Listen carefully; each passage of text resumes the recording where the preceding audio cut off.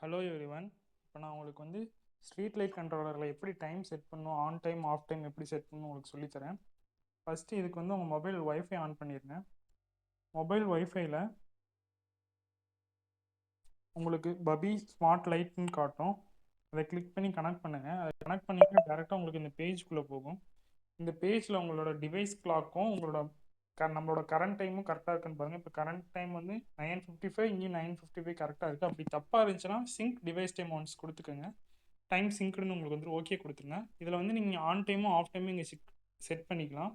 இப்போ on time வந்து உங்களுக்கு வந்து எப்போ வேணும்னா ஈவினிங் வந்து உங்களுக்கு ஒரு சிக்ஸுக்கு ஈவினிங் 6க்கு ஆன் ஆகணும், காலையில் மார்னிங் 6க்கு ஆஃப் ஆகணும். அப்படின்னு நீங்கள் ஏஎம் கரெக்டாக ஏஎம்பிஎம் கரெக்டாக கொடுத்து செட் பண்ணிட்டீங்கன்னா இங்கே சேவ் ஷெடியூல் கொடுத்தீங்கன்னா உங்களுக்கு அப்டேட் ஆயிடும்.